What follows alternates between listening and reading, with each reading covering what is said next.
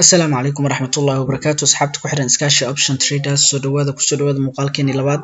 Muuqaalkan waxaan u hadlaynaa habka loo furto binary account. Marka step ayaan ku sawirnaa muuqaalka ilaa MT5 ka habka lagu trade gareeyo aan ka gaarayno. Mideeda kale muuqaalkan hadda waxaan ku sharxaynaa habka account lagu furto. Haddaad Gmail leedahay Gmailkaad ayaad ku samaysanaysaa. Haddaad Gmail lahayn Gmail samayso si aad Gmailka ugu xirato. Muuqaalka dheeraana haddaan Gmail habka loo sameeyo aan muuqaalka sii sameeyo soo raadi ama Gmail qof aan lahayn ma jiro. Okay, waxaan tegaynaa website-ka binary.com. waxaa ujeedaa www.binary.com. website-ka ayaan tegaynaa. soo website-kii waa inuu soo bandhigaa. soo website-kan waxaad ka samayn kartaa dakhli aad u weyn haddaad maskaxda u furto. haddii aad macnaha step-ka aad raacdo insha Allah waa mid aad ku guuleysanaysa ayuu noqonayaa 95% haddaad dadaal muujiso. Okay, halkan geeskan inuu nooga soo saaraa la rabaa login. marka waan sugaynaa.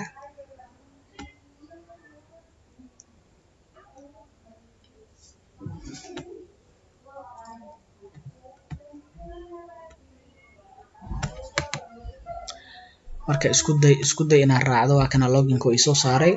marka login-ka ku dhufanaysaa. marka login ku dhufato waxaad leedahay create new one ayaad leedahay. then markaa dhahdo create new one wuxuu ku keenayaa halkan.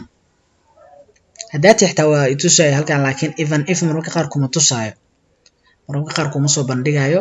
marka login dheh instruction-kaas raac insha Allah wuxuu ku soo saaraa. marka start trading with the binary.com halkan ayaad gelinaysaa Gmail. hoosta waxaan ku qoran inta waxaa ku qoran create free account. okay, Gmail-ka ayaan soo copy gareysanaa. waan soo laabanaa position-keena oo soo laabanaynaa binary-ga. halkan ayaan paste ku leeyahay. waa kana Gmail-kii waxaan dhahaa marka create free account. we are almost there. waxay dhahayaa hadda please check your email for the verification link, complete the process. Gmail-kaaga fiir, waxaan kuu soo dirnay verification link si aad process-kaaga u dhamaystirto. okay, Gmail-kayaan ku laabanaa. waxaan leeyahay refresh anoo dhihinoo ii soo dhacay.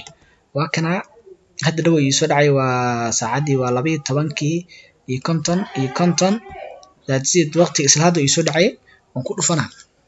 markaan ku dhufto kadib waxaa lagu dhahay marka click the following link to verify your account. linkigan raac.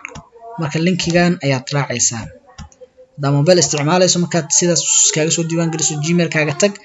waxaa kuu soo dhacaya verification link ayay kuu soo dirayaan. soo hadda account-kiisana ayaan ku samaysanaynaa. area-da waa Somalia. country of residence Somalia kuu saaranaato. haddii Soomaali ku ahayn Soomaali ka dhigo.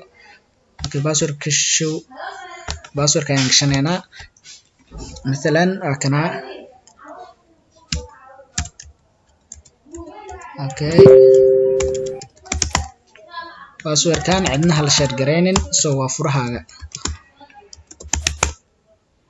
okay, halkan hadda password-ka inaad fiiriso aad rabto ishaan ayaa istilaabka ka qaadaysaa ama calaamada crosska. kadib wuu kuu soo bandhigayaa password-ka hadduu shaki kaa galo. so waxaan leenahay kadib halkan hoose ayaad tegaysaa. create new virtual account ayaad leedahay.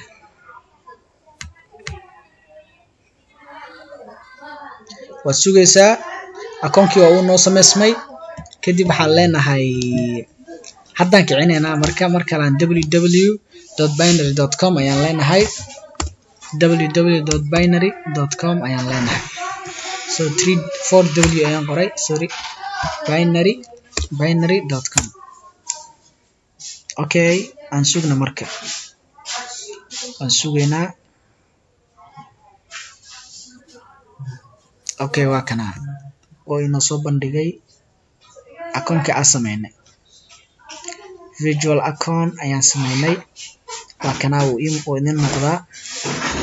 waxaa lay siiyey 10,000 virtual account. kii xalay aan ku arkaynay muuqaalkii koowaad oo instruction-ka aan ku arkaynay. real money account iyo virtual account ayaan kusoo aragnay. this is a virtual account. waxaa lagu siinaa 10,000 oo practice ama demo account. Okay, sidaan ayaad u samaysanaysaa platformkii. hadda waxaad leedahay demo account. marka muuqaalka xiga waxaan ku sharxaynaa habka demo account-ka loogu xirto MT5-ka ama MetaTrader 5-ka iyo habka loogu trade gareeyo ayaan muuqaalka xiga ku sharxaynaa insha Allah. intaan soo sameyso ma rabo in aan idinka badiyo. intaan soo sameeyo marka processkan soo marto isla meesha ayaan kasii wadaynaa si aan ugu socono step by step. Okay, la soco muuqaalka xiga, muuqaalkeena saddexaad. Assalaamu calaykum waraxmatullaahi wabarakaatuh.